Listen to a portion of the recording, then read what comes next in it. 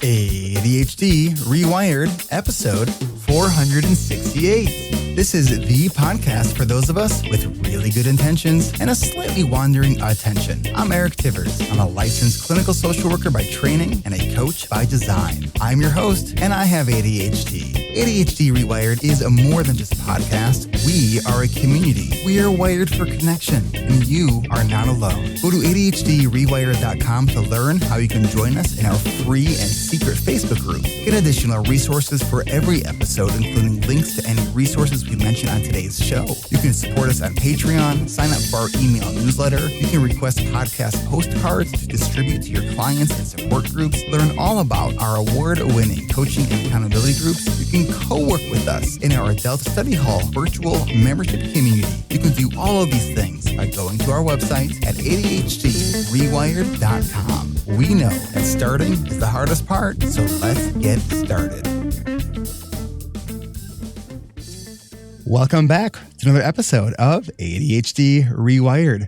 Today we have our live Q&A. I am joined by the ADHD Rewired panel of panelists. I didn't even know where I was going as soon as I opened my mouth. So let's start with MJ. Hello, MJ. Hi, Happy New Year. How's it going? I need to go feed my dog because she won't stop bugging me. All right. So hello to MJ and MJ's dog who's about to get fed. And we have Will Kerb of Hacking Your ADHD. How's it going, Will? Present. All right. And I know that's about how it's going. Yeah, not feeling well either. I understand. Yeah, a little bit of round 2 of COVID. So. Oh, man. All right. Well, at least you got a really comfy looking shirt there. And we have Brendan Mahan, host of ADHD Essentials. Yeah, I'm recovered from the allergy attack I had last time we spoke. And since then, I've gotten RSV and COVID. Doing okay, though. Oh, my. Okay. So It sounds like we're riding the struggle bus here as a team. And we got ADHD Rewired coach Kat Hoyer. What's going on, Kat? I'm not sick. Awesome. At least one of us as well here. And we got ADHD Rewired coach Kristin Martz. I'm only sick of things like cracked pipes at my daughter's apartment. Yep. Yeah, that's the only thing I'm sick with. Just to clarify, there was an ED on the end of that, right? You're not like back in the 90s. Or there was no, I should say there was no ED on the end of that. There was ED on the end of what? Cracked like broken pipes. There's no crack pipes. No crack pipes at your daughter's place. I want to make sure I heard you right. Have we not explained to Brandon about me? I am very naive. I get taught something new every day by Kat and Eric. Sometimes Lisa, sometimes MJ. Because that just didn't even float through my brain. I went, what? No, and I'm so flustered because I barely got here with the crack pipe. The apartment company, we called them yesterday. They're like, we'll send somebody tomorrow. You just got to put down the cracked pipe. Yeah, I guess so. Maybe that's what I needed. Anyway. All right. All right. And we have Lisa Ciesla, ADHD Rewired's community manager, my executive assistant. How's it going, Lisa? Oh, man. I'm great now. That was hilarious. All right. And there's me, the host of this here podcast. All right. And our first person who is here to ask a question for us is Andy. How's it going, Andy? It's going well. Thanks for asking. All right. So tell us your question.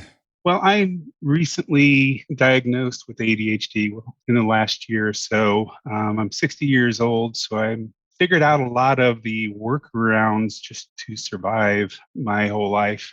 But, one of the things that my doctor set me up on is like Strattera to help with meds. And we've even doubled the dose in it. I'm not really noticing anything. And because of changes of jobs and stuff like that, I don't have, I've just had my, personal doctor that's working on the meds with me instead of a psychiatrist or something like that. I'm just kind of looking for some suggestions on what to do with either meds or with hoping to get more focused. Okay. Because focus is really my biggest issue in life right now. So I got a couple questions for you. How long have you been on the dose that you're currently on? About coming up on 5 months, I guess. Okay, so it's been a while. Do you live with anyone? Yes, my wife. Does she notice any difference? No, not really. Okay. There's some days I used to go like weekends, I wouldn't take it at all because I'm like, well, I don't need to be focused on the weekends, but then I really don't notice either way. So Okay. it doesn't seem to make any difference. And what dosage did you say you're on? Basically, they have 40 megs twice, taken twice in the mornings. Okay. And Strattera is the only medicine you tried so far? Correct. Okay. So obviously none of us here are doctors. So I just want to say that. We just play them on podcasts. Okay. So if you're not noticing anything and your wife is not noticing anything, I think it would be time to return to your doctor and let them know that. Because there's lots of different ADHD meds and something works for most people. But often it's not going to be the first medicine you try, right? Because sometimes what we see happen is that the person taking it doesn't really notice the difference, but everyone around them does, right? And so, but what you just shared, that's actually not even the case. And I think for most people, when they have that positive treatment response to meds, it should be pretty close to a wow. Yeah, not getting a wow. Kristin? Okay, so I am a clinician, but I'm going to talk to you as experience as a mother with children who have tried non-stimulant. Strattera is a non-stimulant. One of the things that I have learned is that most medications, it depends on their half-life, but some medications you can't just take per day. Our stimulant meds, we can because of the fast half-life with it, and you can see the effects immediately. My understanding with Strattera was always that you've got to take it every single day because it's one that builds up in your system to be effective, kind of like our antidepressants. So having said that, that would be one of the first questions I would ask myself, and then maybe my doctor also, to find out, because I heard you say sometimes I don't take it on the weekends. And both my children have been on different kinds of mental health medicines, and we would get told that. And then in my work too, doctors would say, well, you can't take the weekend holiday on this med. And so that is something I would explore more of to make sure that for you, for your chemistry, your body chemistry and Strattera, because it still may be that it's not giving you anything, but it could also be that you haven't allowed it to build up to a therapeutic level. Okay. For the last month, I've been doing it every day. Okay. I just take it with my vitamins. So it's still not big notice on that. And was there a reasoning behind choosing a non-stimulant? I used to have issues with high blood pressure. So I think that was the reasoning behind it a year ago. I know about 10 years ago that there was a lot more caution when there was a history of high blood pressure. There's been some more updates in some of the prescribing protocols. So you might want to look into finding a specialist to get the, because I think that what's not uncommon is find the specialist to get the dosage right, and then you can use your primary care physician to just for the maintenance of that dosage. But generally speaking, non-stimulants work best when combined with stimulants. I have not heard many people that actually have a good treatment response to a non-stimulant alone. So, Brendan?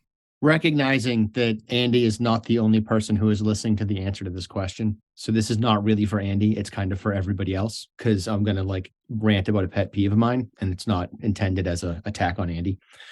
My example that I often use is I don't wear my glasses on the weekends, which is bananas, right? Why would I not wear my glasses on the weekends? When I hear people talk about how they don't take their meds on the weekends because they don't need to be focused or they don't need to be able to attend, I'm like, but don't you though? If I'm not on my medication, I am not as safe of a driver as I am if I am on my medication, to go as basic as I can, right? But not even just that. I have to make sure I do the dishes. I need to be tuned into what my wife and kids are saying to me. So if you need the medication to go to work or to go to school, probably there's other places where it's also helping. So just as a thought, feel free to disagree with me and think that I'm bananas, but that's my little thing that makes me twitch. Yeah. And it also can make the medication over time not as effective when we're not consistently taking it. Right. That's old school thinking about those med holidays and taking the weekends off. Mm-hmm.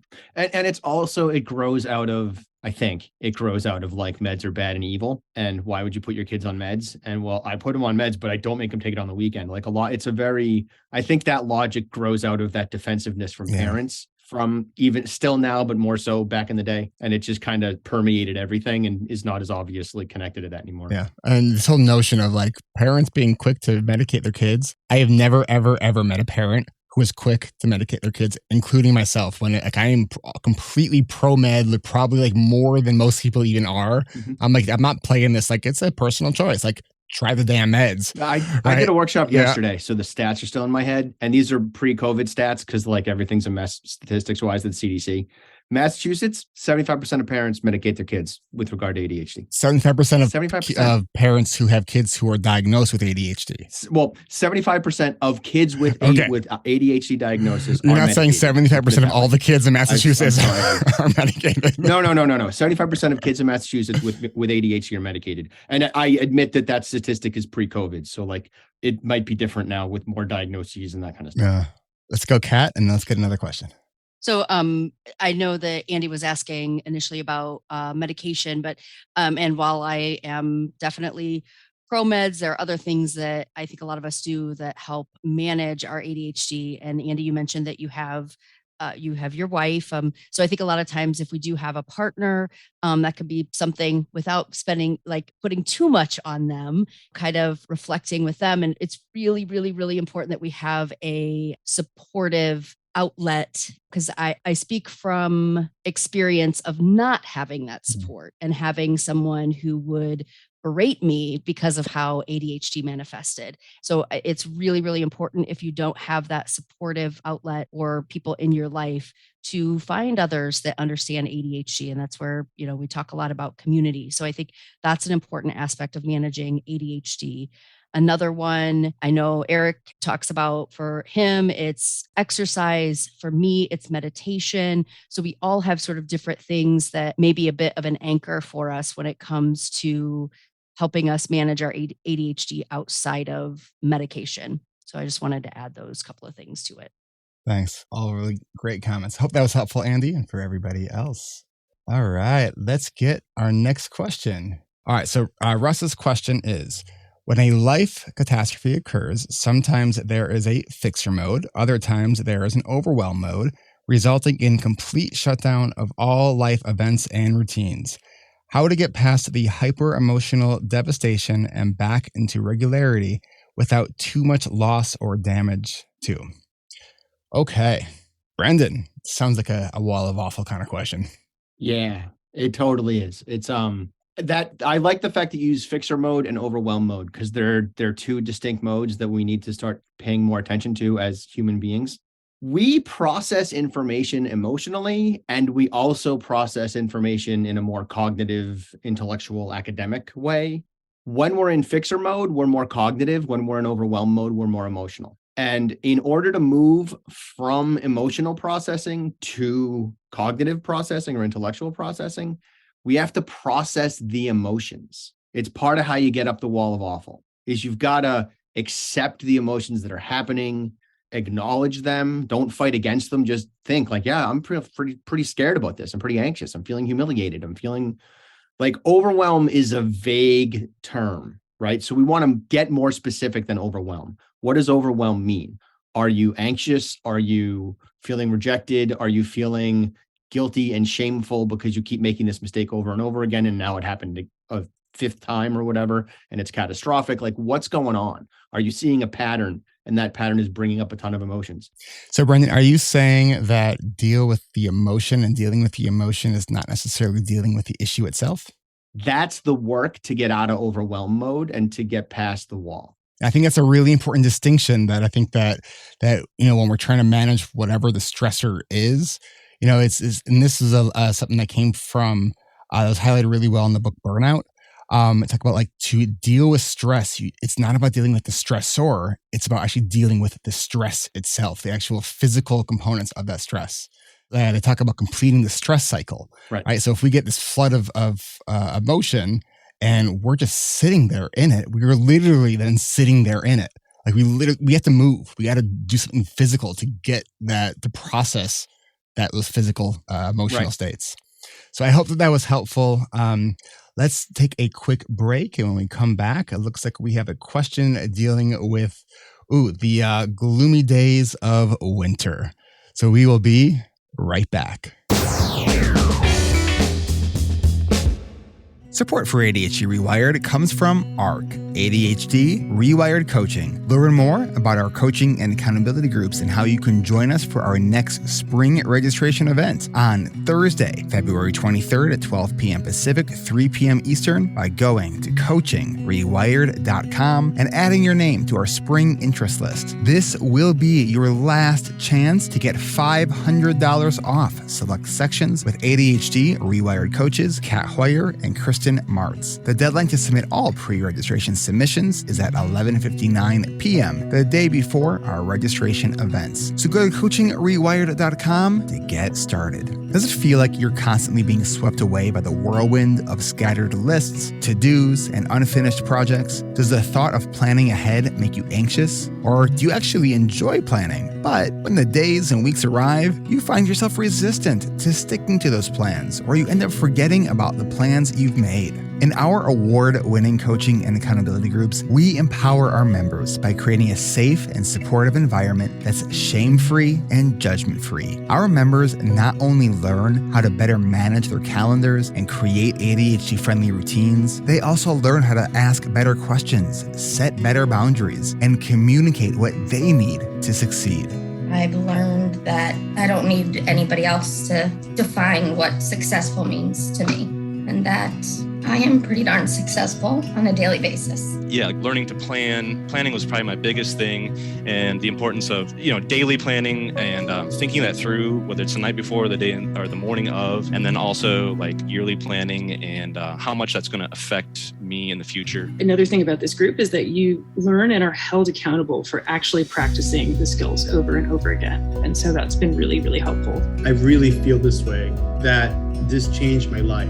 When I think of success, I now focus on what is kind, compassionate, and possible. I try not to think about what I should or should have done or what people expect of me, and instead try to think of what I really want and what I think I'm capable of. If you are thinking about joining this group, I'd highly encourage it. There was something amazingly special about growing with a group of people who all had similar struggles as I did. It was encouraging, it was safe, it was inspiring, and above all, it was healing. If you're thinking about joining this group, do it. You need it more than you think. If you're stuck and you know you need that extra push to help reach your goals but don't know where to start here. We've seen members change career paths, finish home renovation projects, launch their own businesses, improve their relationships, and so much more. Go to coachingrewired.com to get your name added to our spring interest list. Once you've added your name and confirmed your email, you'll receive instructions that include watching a 35-minute video presentation, answering some questions about that presentation, and then sending us a 45-second video all about you. Yes, our ADHD can get in the way sometimes, but that doesn't mean we can't live a full and intentional life. And when you've joined our intensive online coaching and accountability groups, you won't have to do any of this alone. Go to coachingrewired.com to start your pre-registration process so you can join us on Thursday, February 23rd at 12 p.m. Pacific, 3 p.m. Eastern. And if you're listening to this after that, go to coachingrewired.com to get the most up-to-date information. Are you ready to get your ADHD rewired? Then go now to coachingrewired.com. That's coachingrewired.com. Support for ADHD Rewired comes from Adult Study Hall, our ADHD-friendly body doubling community at adultstudyhall.com. From our weekly guided sessions, also known as Adult Study Hall Plus or ASH Plus, to our 24/7 drop-in room, there are plenty of ways that you can utilize the power of real-time accountability to get those projects going and start crossing off those to-dos. If you are motivated by working with others while being able to talk through and check in on your progress, then join our ASH Plus sessions, which are our themed and guided sessions that happen every week. But if you prefer to work on your own, at your own pace, but still want some company, then drop in to ASH 24/7. It's open to you all day, all night, all week. Whether you need to clean out that closet or clean out that fridge, study or finish an assignment, sort out your paperwork, or write a resume, or more, we've got you covered. Join the virtual ADHD-friendly body doubling community created just for us by going to adultstudyhall.com. Give it a try. It is free for the first week to try and only $19.99 a month after that. And there are no commitments. You can cancel anytime. Come work with us. That's that's adultstudyhall.com. One more time, that's adultstudyhall.com.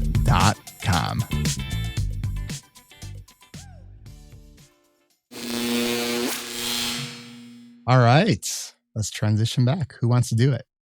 We'll go for it. Oh, MJ's got it. Well, this is awkward. And we're back. All right. We got a question from Margaret. How to deal with the gloomy days in winter, northern U.S. My motivation is non-existent. All right. Well, Margaret, I also get the SAD as well. The seasonal affective disorder, and the struggle is real. All right. So, the things that we believe are most helpful, it's try to get morning sunlight to the best that you can. You can get a light box. Some of the commercial available light boxes actually aren't bright enough. So you have to really get like the really bright ones. And they have to actually be something that I learned a year or two ago is because you're trying to emulate the sun, you want that light box to be just above the eyebrows because that's where the sun is going to be. And based on all the stuff that I read about it, that's supposed to be the thing that helps. Exercise. I usually will try to increase the intensity of my exercise during kind of like February, March. That's typically for me when it gets kind of bad. So yeah, trying to really get as much light as you can. Will? Yeah, I was also going to just emphasize too that go outside. It's gloomy, but the light outside is so much more intense than we think in terms of lumens. Like your typical room will have about 100 lumens. An overcast day is about 1,000. So it's way better to go out on an overcast day, still get that morning movement in. It helps immensely with motivation to have that kind of light. And also as an alternative to just buying like a regular like SAD light, just get like a light pad drawing pad for doing like sketches and stuff. Like they display a large amount of light and they're like a third of the price of a SAD light. Are you talking about the ones that are like, I remember my mom used to use one. She used to do calligraphy. Mm-hmm. Interesting. Yeah, it's like for like tracing and stuff. Cool. I never heard of that. That's awesome. Yeah, they're a lot cheaper because they're not designed to be therapeutic, but they put out the same bands and they are about just as effective from what I've read. And I saw someone in the chat that said 10,000 lumens is the therapeutic level. Also vitamin D too. Some great stuff in the chat. Kristin? Yeah, I was going to suggest also visiting your doctor about your vitamin D levels. I did mine a while ago, and my doctor wrote on the 10,000, whatever the unit thing is per day, forever. It says that we have a really, really high prevalence of vitamin D deficiency in lots of areas. And also, I learned that 10 minutes in the sun every day. Somewhere I read this, and I started teaching it to my kids because that's something a kid can do. And it's like what Will was saying, the outdoor, even in overcast, 10 minutes a day is helpful if that helps you get a measure and an understanding of you don't have to go outside for an hour. And intuitively, I'm thinking too, we stay indoors more when we're sad. We look at screens more when we're sad. That affects our sleep. I'm kind of wondering if, we mess with our circadian rhythms and makes it worse. And so maybe monitoring your level of intake of those things, also the blue screen, and then you stay up later and longer and on screens more, maybe monitoring that too and try to level that out. I never could understand people who live like up in Alaska and like during the wintertime, it's just like dark all the time. Like that to me just sounds like the most torturous environment to live in. I guess it's the opposite in the summertime though. So, all right. So let's do this. We're going to take one more quick break here. I know it's kind of a quick segment because we need some more questions. So we're going to get some more questions, but we will be right back. Support for ADHD Rewired comes from you. If you're listening to this right now and you're finding value in this episode, don't forget to hit subscribe or follow on your favorite podcast player so you don't miss out on our weekly episodes. Need links to resources mentioned in each episode or want to share this episode with someone because you think they'd benefit from the stories and strategies we share today? Go to ADHDrewired.com/podcast to find our show notes and links to every episode. And if you are listening to this right now on Apple Podcasts and you share this episode from the app to someone else with an iPhone and they open their podcast app, it will show that you recommended this show to them, which is kind of cool. If you enjoy this show, then you'll also probably enjoy our other shows from the ADHD Rewired podcast family, including Hacking Your ADHD with Will Kerr, ADHD Essentials with Brendan Mahan, and ADHD Diversified with MJ Siemens. And stay tuned because we are getting closer to launching our next podcast with ADHD Rewired coach, licensed clinical social worker, dance instructor, Star Trek nerd, and parody songwriter Kristin Martz. Go to ADHDrewired.com/podcast network to see all of our network podcasts. Then every second Tuesday of the month, join me and the ADHD Rewired team for our monthly live Q&A, which means that our next monthly live Q&A is today, February 14th at 10:30 a.m. Pacific, 1:30 p.m. Eastern. The best way to listen live to interact with us is to join us live on Zoom by going to ADHDrewired.com/events. Discover more from ADHD Rewired by going to ADHDrewired.com. That's ADHDrewired.com. Support for this podcast comes from our patrons, our future patrons, our current patrons, our past patrons. Thank you to all of our patrons who give, who have given, and who are going to give each month at ADHDrewired.com/Patreon. If you enjoy the show but want some extra perks, or you simply want to support our mission to help other adults with ADHD feel less alone, one ADHD story at a time, consider becoming a patron over at ADHDrewired.com/Patreon.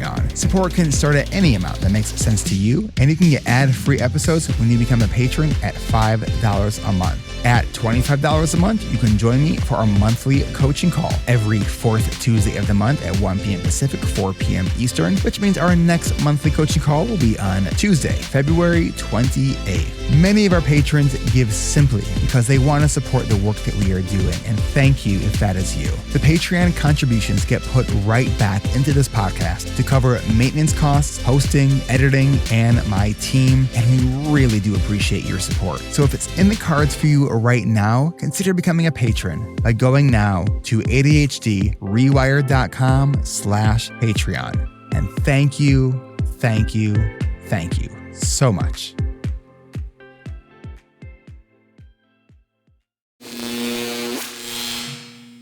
And we're back. Awesome. Okay.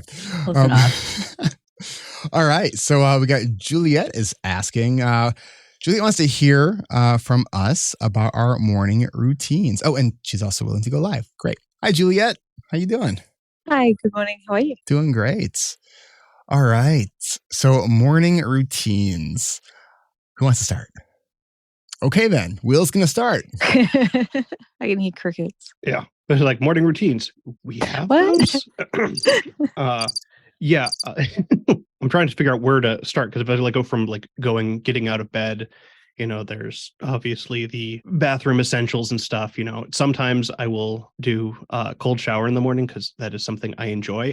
It is a sensory thing that I find very enjoyable. So I'm not recommending that for everyone. And then getting dressed, having coffee, making sure my kids are ready to go for school.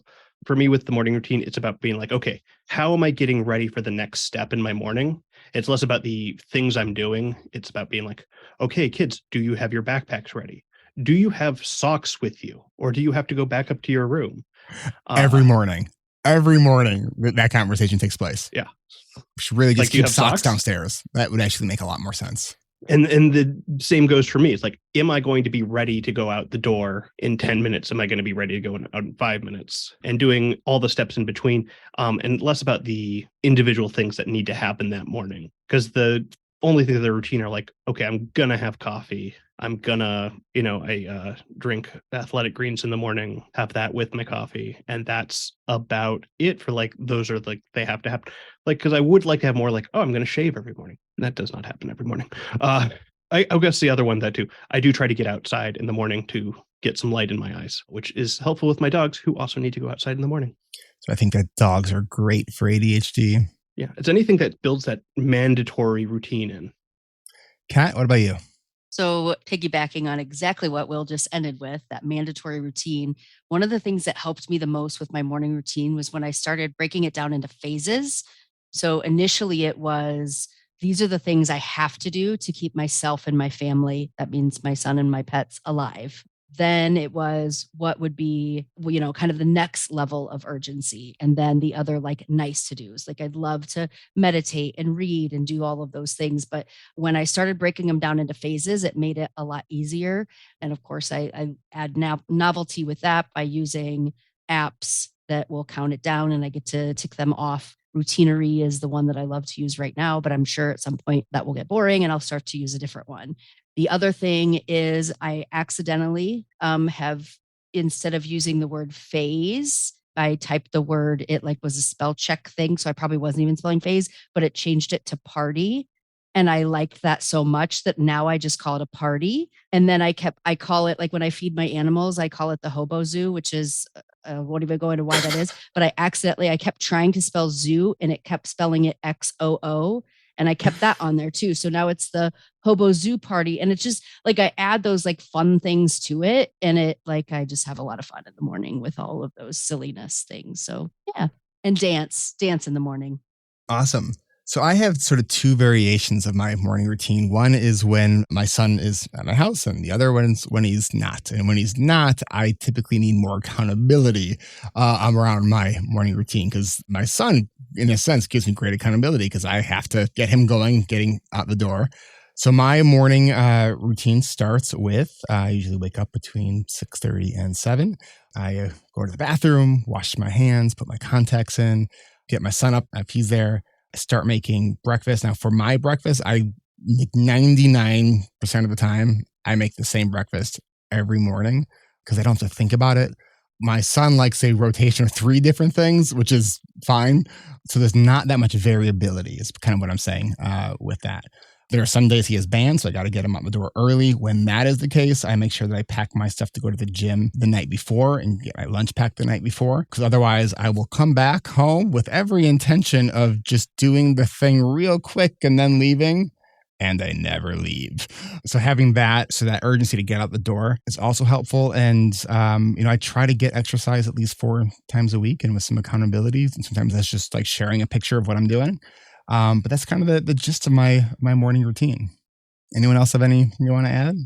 So I hate morning. I'll never love morning. It'll always be mean to me. And so some of the things I have learned about my mornings is I decided to time how long will it take me from waking up to getting my ass off the mattress. Not just my feet, not just my hand, not just my toes, but literally standing up. And if I do it in the most natural way, it's about 45 minutes. There's so much routine in our lives with children with special needs that I think I fight even now, even though they don't necessarily live in the home. I think I fight it now, the idea of a routine. So a lot of things I do is think, okay, what's tomorrow morning? Oh, good. I schedule a PT appointment early because it forces me to get up. So I think about that 45 minutes and that can vary. I still can be, like, get up, you got to leave, you got to leave, you got to leave. Cause my alarm clock is called my husband most days. I try to use the alarm clock and it's mostly, Chrissy Boo, your clock's going off. Turn it off, please. I mean, that's my alarm clock. I even have to make him call me because it's so easy to ignore it. So it's the idea of scheduling things in the morning that will get me out of bed that I appreciate or value. So that is a help to me. I also learned to have a second makeup bag. Yep. Sometimes I'm the one in the car going at the light, but it's like I plan for it. I plan for the light. I try to I got to leave 5 minutes earlier than I think I need to leave because I'm going to forget my phone or I'm going to forget my purse or I'm going to forget to grab my medicine thing. So mine is a lot about incorporating the plan Bs around what I'm going to miss, because I really just hate getting up in the morning. I like staying up later, and so that's harder for me. Kristin, have you ever tried one of like the smart sleep apps that use the intelligent alarms that will that'll wake you up during the phase of sleep you're in? Yes and no. And the first thing I'm going to say is I had one, and it does help, but the one that I had did a light in the room, and I woke up magically. The light would go first. I woke up magically. However, it has to start so early that it wakes up the hubby too early. You don't want to wake up your alarm clock. So, well, yeah, I mean, he's so routine and so good at it. I don't want to mess him up. That is part of the compromise sometimes when we have partners, because the light, I would wake up before I'd ever hear the alarm start also. But I could revisit the ones that are just the sound. Yeah, I've been using Sleep Cycle, I think, for almost 10 years, I think. I just think it is such an amazing app. Like, because I used to every morning used to just feel like, oh my God, I just got hit by a truck. And it was like 3 hours until my brain would be functional. And Sleep Cycle is true. Like, I'm kind of functional by the time my meds and coffee are consumed. Brendan? I'm up at 6:30. If Gavin is still in the shower, then I wait for him to get out of the shower, and then I take a shower. Or actually, then I make the boys breakfast. So breakfast is protein, plants, and pancakes. Protein is a hard-boiled egg or bacon. Plants is usually banana or raspberries, sometimes blueberries. And then the pancake is either a pancake or a waffle, but that's what they have pretty much every morning. And then I make sure Nate's up because he usually needs a little bit of help. He's not bad. He just needs me to stick my head in and be like, dude, get moving. And he's like, okay. And then he starts moving. And then I hop in the shower. I finish the shower. I usually have like 15 minutes to do something. So I might look at what I'm doing that day. I might do a form. I might lay down on my bed and be tired. It depends on where I am. And then at 7:35, I peel apples for my kids' lunch. I peel them, I cut them up, and then we leave for school at 7:45. And I am coming home on Mondays. I have a client, an 8 a.m. client. So I'm like home doing client stuff. And other days I'm either going into the woods to exercise, although it's getting too cold for that. Or like this morning, I had to do some supermarket stuff. So I just got the supermarket stuff knocked out first thing. And then it's the day, but it's pretty rigid. It's pretty like at this time I do this. And then at this time I do this. And then it's Brendan, the boys are in school. Do you feel that there's all this sort of sense of freedom by creating rigidity around these, like the routine parts of your day? Some of it is like stuff has to happen by a certain time. Yeah. Like the boys have to be to school by 8. Right. So, and if I have an 8 a.m. appointment, which is not uncommon, not only do the boys have to be home by 8 or be in school by 8, I have to be home by 8. So I really have to be dropping them off at closer to 7:50. Thankfully, the middle school is not that far away, but that's what creates the rigidity, and is that like, I've got this thing happening at this time and working backwards from that. And it's only an hour to get a lot of stuff done. Because I know, one of the things we often talk about in our coaching groups is people like, well, that's so boring. It's like, it's great to have variability and novelty, but put it where it matters. Yeah. Right? Because it's like, if we can take some of the effort and energy away from what is demanded of our executive functions by really routinizing our boring stuff, like it's going to free up all kinds of processing stuff in our brain. I don't have to think that much in the morning. Yeah, exactly. And executive functions are the last thing to wake up, right? In the same way that they develop last as we grow up, and evolutionarily speaking, they develop last. They also wake up last. Like they're not online yet. And that's part of why I'm doing a lot of stuff for my kids, is because like your executive functions are even weaker than mine. I don't mind throwing together a breakfast. It means I'm making a ton of pancakes on Sunday. I'm not making pancakes. I'm pulling them out of the fridge, maybe toasting them, maybe not, and sticking them on a plate and handing them to my boys. And they get chocolate milk too. That's a 5-minute experience. It's not a big deal. So so it's always funny when something sort of throws a wrench in your routine. Like this morning when we had to leave the house in 2 minutes, because it's a band day, so we had to leave earlier. And, one of the things I told Gibson, my 11-year-old neurodivergent son, is he's got to do his hair because it kind of looked like he stuck his finger in an electric socket. And so he says, Dad, I did my hair. I don't know if you're going to be proud or mad. I was like, oh God. I was like, what did you do? So we have this gel that I think we've used 3 times. It's like this gel where you literally take a little pea size amount and you mix it with water in your hands and you spread it all over the hair. It's literally the name of it is something glue. Well, he used a little bit more than a pea size amount and didn't use any water with it. And I think the victory was while I was internally completely losing my shit, I think I kept my cool pretty well during all of that, because it was just like, oh God, like he tried. How cute is that? Can I like be the educator guy for a second? Like I just want to be the representative teacher. Yes, Mr. Mahan. If your kid, if something like that happens and it's not going to mess up your schedule, because that's a different beast, right? If you've got something at like in 20 minutes, you need to be home. That's one thing. But if you've got a window, it does not matter if your kid is late to school. It just doesn't. And also like if your kid doesn't seem to have a problem with it, which Gibson obviously did, because he was like, I think this is a bad call. Like, I don't know if you're going to be mad at me or proud of me. That tells me Gibson was like, I don't like this. But if your kid is like, this is great, and you're like, dude, you just something about married your head. Like, you can't go to school like that. And your kid doesn't get it. Like maybe let them, depending on how bad it is. But if you need 10 minutes to clean the hair out, a lot of parents, and this is more for the audience than necessarily anyone else, but a lot of parents get really twitchy about my kid's gonna be late to school, and they feel the judgment, like the pressure judgment from the principal. There's also the added piece though, if your kid's neurodivergent and getting there late is going to increase anxiety, and that's there too, right? You got to know your kid, but control for the part of your brain that's like the school is going to judge me and find me wanting as a parent.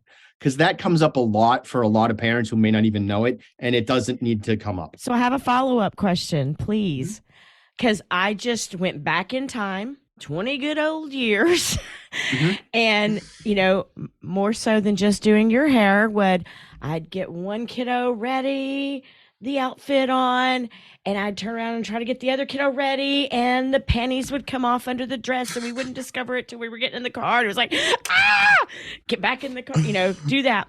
So I don't care. I'm with you. I think there have one time to get to be a kid. You have one time to be tested as the parent, what kind of parent you want to be with that child for that moment of what's going on here. What individuality thing, what thing that's bothering them, to explore that and all of that. For the parents out there who are going, oh, hell no, I've been called to the principal's office before for being late, knowing I have 2 special needs child. Basically told there's going to be a big consequence. And they weren't joking around. And I was like, what the? I have enough to deal with. So what would you say to them about how do we manage that part of the conversation if that is what you walk up to? Yeah. If you're in a boat where like the school is starting to say to you, like you're late too much, then you're late too much, right? I mean like I meant like a one-off. Like it's not like a chronic thing. If a chronic thing. Can you speak to that? If we already have that going on and if you've got a kid with a 504 or an IEP, right? Special ed kids, get it in the 504 IEP. My kids have that in their IEPs and 504s. Can we sort of, because last year we had a lot of school stuff, a lot of school anxiety going on, and that affected us getting there on time. We put it in the 504 IEP, and it's not a big deal. I think I'm asking as a parent who was ADHD and didn't know it. So didn't know how to have that conversation because it was in the IEPs. And so my language would come off as smart ass at that point going, what the hell? Here's a piece of this that everybody needs to know. This is another like magic reveal. For most people, most parents, when you go into school, you become the kid that you were in school when you walk into that building, even if it's not your school. I've walked into schools with presidents of multi-million-dollar companies, like really significant bigwigs who I was consulting with, who walked into school and became totally disempowered because you become that kid. And where do you meet when you go into a school? In the principal's office or a conference room next to the principal's office, or you're sitting in this tiny little chair in the classroom if it's elementary school. I don't think they happen on purpose, but there's a lot of power moves that happen when you meet with a school that cause the parent walking in to feel disempowered, to feel like they're 12 again and they're in trouble because they're sitting in a principal's office. And it messes with us subconsciously. and we forget what we already know. And I suspect that's a piece of what was going on for you. I've often wanted to, have my own IEP as a parent. Mm-hmm. It's that fear of, okay, what form am I forgetting to get back for him? Like it's as a parent with ADHD, that's something that like kind of kills me when like something has a negative impact on my son, that it was something that was my fault. Just express it. Just say, here's what I'm going to do wrong. Yeah. Here's how I say that to schools. I'm like, here's how I'm probably going to mess this up because I have ADHD da-da-da. I just own my stuff when I talk to the schools, not if I'm consulting. If I'm consulting, it's a different beast. But with my kids, and I throw school staff off as a parent and as a consultant because I worked in schools. Yeah. So I'm not uncomfortable at all. I roll in there like I own the place, no matter what school it is. And they don't know what to do with me because that's not how the dynamic usually works. Usually any adult rolling into a school feels kind of like they're in trouble and they don't know why. Juliet, thanks for sparking a fun conversation. Let's go to another question and let's see. How's it going, Jim?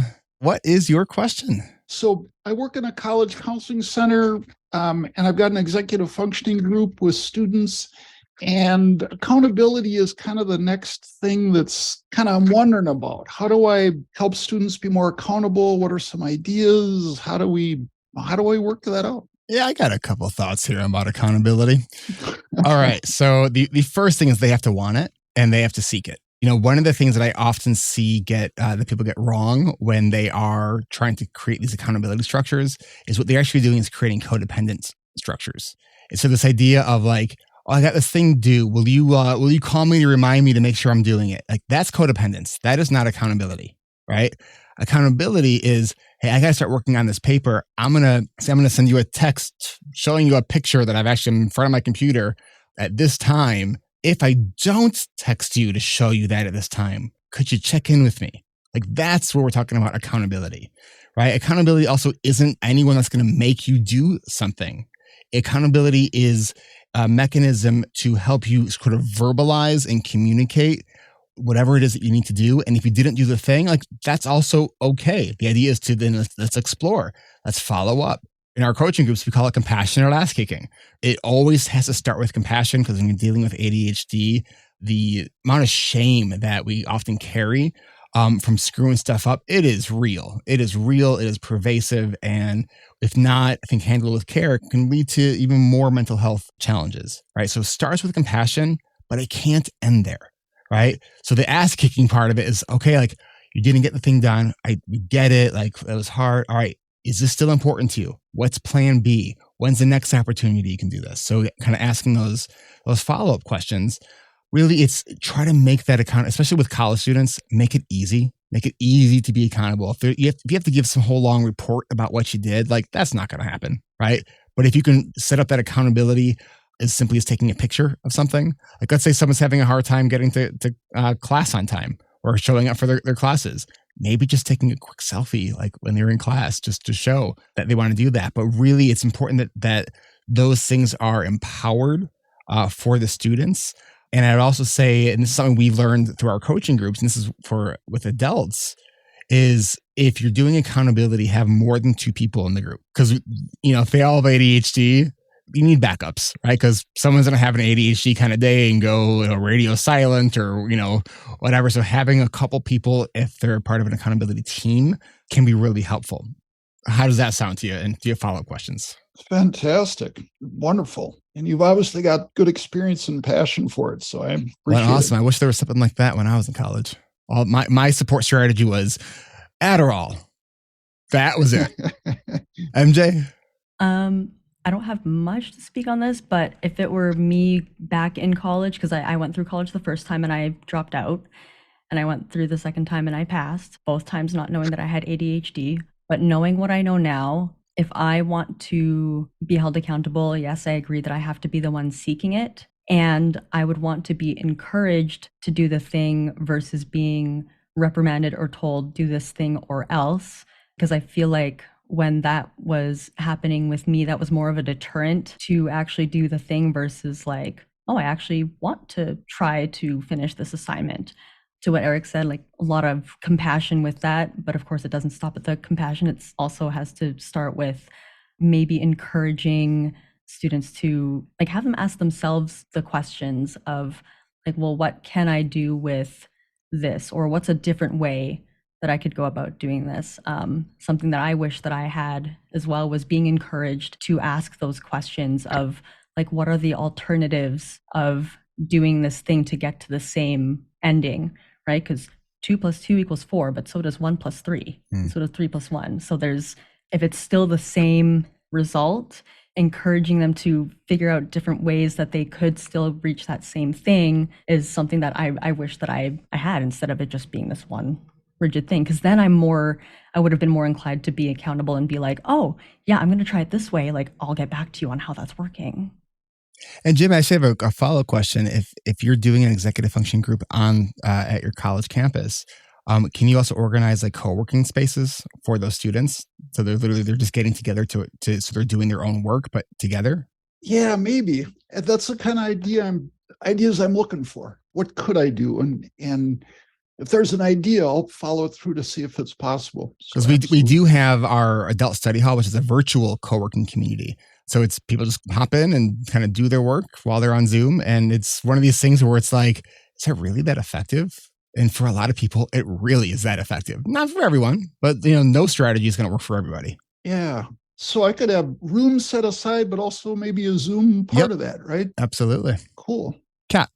I think when Eric, you and I did the accountability talk at CHAD, we just did one, Jim, this last CHAD conference.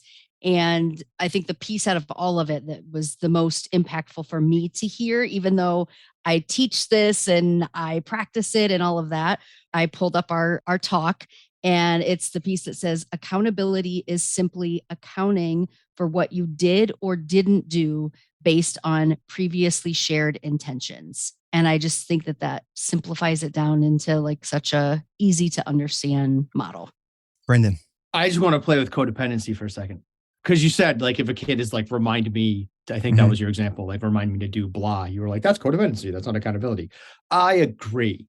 And a freshman is not a sophomore, is not a junior, is not a senior, right? So if a freshman is like, remind me to do blah, they might need to start there, and you might need to scaffold them to accountability, which means you're going to need a plan for how to get them to accountability. But you might lose a freshman that you're trying to help because they're used to all of their lives. That's how it worked. And they don't know how accountability goes. And accountability might feel like judgment and like shame and guilt, and you might lose them. So you might need to have a plan for what to do with freshmen in terms of like they went their whole lives and people just were like reminding them to do. And you might have a policy where like you get 3 reminders and that's it. Or you might get reminders until October or something. Like, I don't know what makes the most sense. You might have to have a couple of different policies depending on the kind of kid you're working with. But I would say don't totally rule that out, because part of special education is that meeting them where they are and getting them to where they need to be. So yeah, I think that's great. Accountability is also so relationship based. And so with that idea, I would also highly, highly, highly encourage for any college student who's listening to this is to have regular meetings with your professors. Use those office hours. They actually, like, it's one of the things that most professors say they look forward to the most.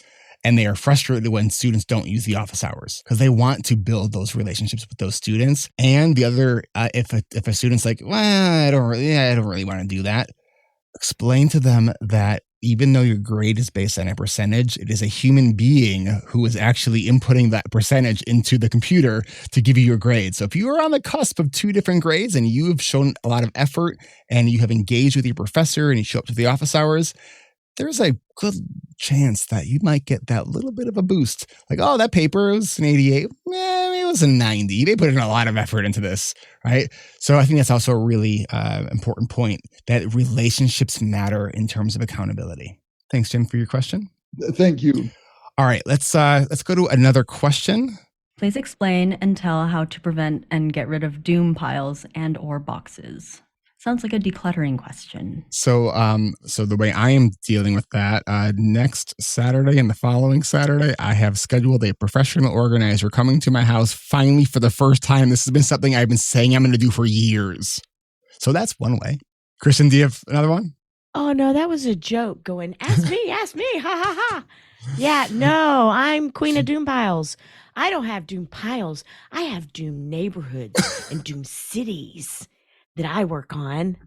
I have lots of ideas around it. One of them is join us and come to clean with me. Our facilitator of that group is amazing. We all chat all the time, and we have lots of strategies that help each other out. I mean, I don't mean for that to sound like a commercial promo, but doing it with that body doubling aspect and then getting some insight into what has everyone else been reading and trying to learn and discover about has been helpful. I've made progress. So I am a hoarder of therapy supplies mostly and hobby stuff. It's definitely important to not add a promo for AdeleStudyHall.com. Yeah, Kat, go ahead. No, okay. No. So I actually, for me, I still work on some of these things, but once I realized like what kind of Doom piles worked for me, it was a lot easier to create an environment that worked for me. There's a test that you can take called Clutterbug, and you can see what kind of clutterbug you are. I don't remember what I am. I think I'm like a butterfly or ladybug. I don't remember, but my type of clutter, I like for things to be, so if you can see, I've got like these baskets behind me. I like for my clutter to be in baskets, and I can tell you what's in each one of those. One is for me, one is for my son, one is for my dog, but I do better if they are things that I can't see. There are other people that want to see their things, so clear bins are better for them. And once I realized that, I was able to incorporate that into my decor, and I was able to get a better handle on my clutter. What if instead of calling them a doom pile, we call them quest piles? Because then it's like there's a quest in this pile. It makes it sort of seem more fun. I guess that is one of my biggest techniques, Eric. Is that I do literally call them neighborhoods, homes, until they get to an actual home. And I even have like dorms, and I have like mobile units, and like those are in transit to someplace else. I mean, I do use that. That's actually I think helpful. we're going to need to explore that idea in more depth. That's awesome. Like super sophisticated. Brendan. Yeah. I have a few different things I do. One, when I've got a doom pile, it means I haven't touched it in like a month at least, probably, right? So I go back through them after a month or two or three or whatever. And I'm like, how much of this stuff actually matters? And I get rid of like 2/3 of it at least, if not more. Because a lot, and not just how much of it doesn't matter anymore, how much of it is expired. Like how many of these are like, you could take this class that happened 2 months ago and you can't sign up for anymore. Like that happens too, right? But so that's one strategy, is that helps cut it down. But the other stuff is like making it more engaging and fun to do, right? And but before I go there, I also have to do this when no one is home. Like I want to own that, right? Because there's some shame wrapped up in these doom piles. And if my wife is home, especially, that shame is more pronounced for me. Unless her presence is causing me to feel accountability and doing body doubling stuff, which sometimes that's the case, but oftentimes it just makes it harder because there's shame wrapped up in it, and I need to do it by myself when no one's around. So that's a piece of this. But the ways I make it more fun, there's sort of two pieces to this. One is I just listen to music. I'm just going to play some music that I enjoy. Essential. I can't clean without music. Yeah. And the other thing is, these doom piles and boxes, I don't know if you guys are aware of this, but most of it's paper, right? Start a fire. Not in your house unless you have a fireplace, but like get a fire pit, if you have a fireplace, great. Sometimes it's fun to just burn the stuff because it's more engaging. like I'll do that sometimes. And if it overwhelms my fire pit because there's too much stuff, then I'm like, I'll just recycle the rest of this stuff. But like, if I'm putting stuff in a box and I'm like, I'm going to burn this, like I'm much more interested in like doing that later. And then I invariably, it's more than my fire pit can handle because I'm not having a bonfire because my yard is too small. And then I'll just recycle the rest of it. But that's a way, like come up with stuff, even if it's like a paper shredder is engaging for you. I can't do that because I'll have an allergy attack to the dust. But like whatever's going to make it more engaging, make it more engaging so that you can get some of it done. And also moving forward, label your boxes with what's in them so that next year you can look at that box and go, I don't need anything in here. Like, why was I so passionate about checkers? What the hell is this? Why do I have a whole box that's nothing but checkers? Like just throw that out. At home, I got a couple bins of just random papers and stuff that I look at them like I don't know what to do with it. And I was talking with this professional organizer who's I'm going to be starting with next week. She was saying, we're going to try to get your system set up so then you don't need me to come back. And I said, well, that's actually how I want to work differently with you. I actually want you to come back probably once every month or two, because I can guarantee you I am not going to maintain this. Oh, and can I play with emotion stuff for a second too? Here's a fun one. I wicked have to clean my office. I've had to clean my office for several years now. It's a horrible nightmare. It makes me sad. Here's why. This is why my office is a mess.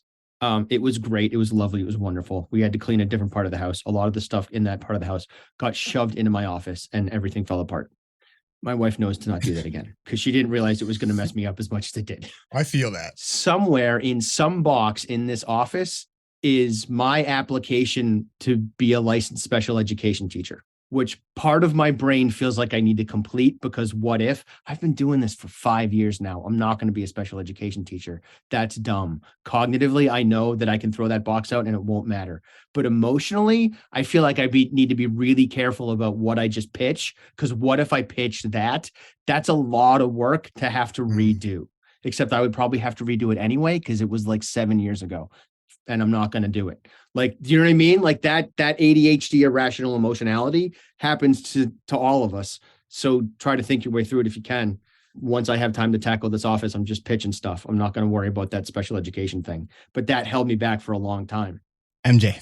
I'm going to start off by saying simple is not easy, but an idea that has helped me. I'm surprisingly good at managing my doom piles because I try my absolute best to not have them, because then that's the only thing I can think about. But when I do find myself in a doom pile, I like to sort that pile out into 3 or 4 other separate piles, which I know sounds overwhelming, but hear me out. So the first pile is, when I'm sorting it out, is keep.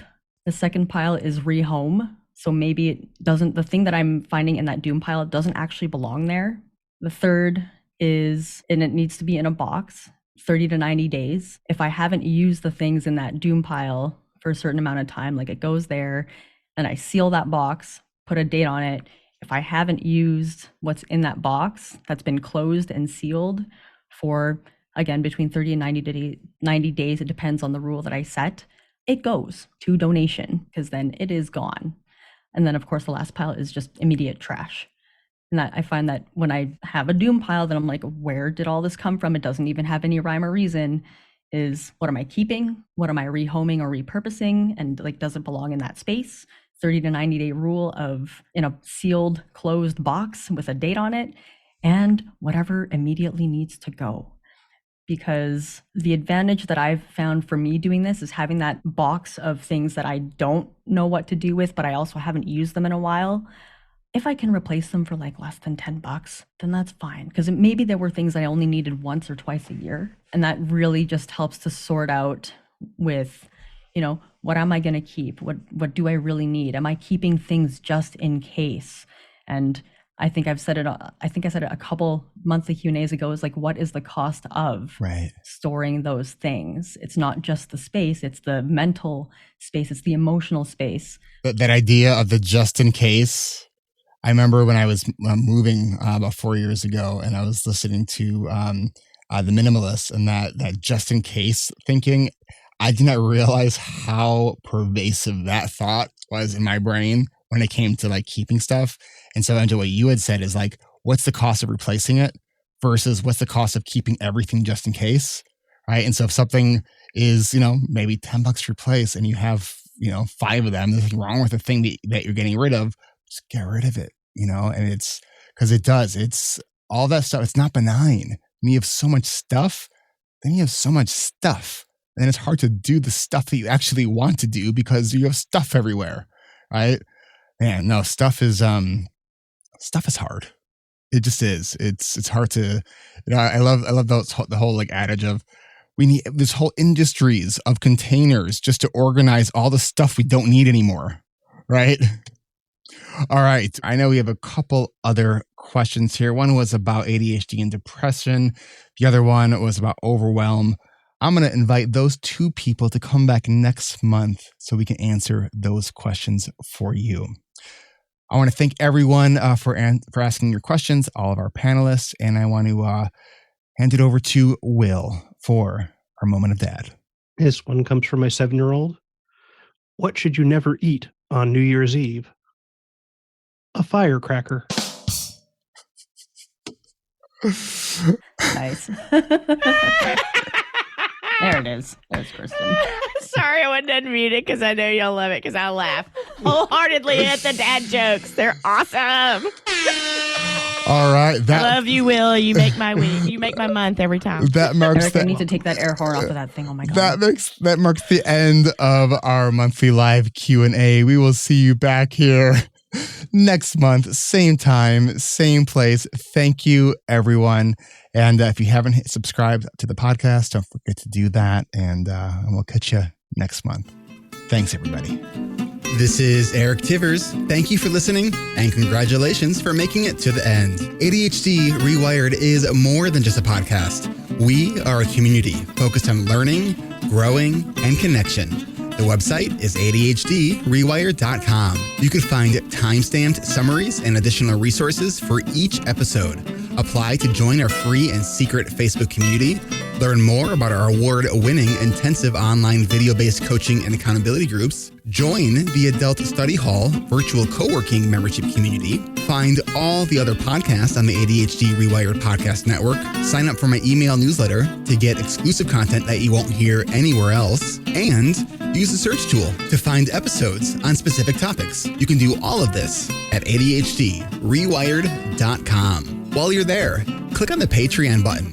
If you are a regular listener, consider making a monthly contribution by becoming a patron. If you are able to financially support my work, it would mean a lot. This show is free to you, the listener, but it's not free to produce.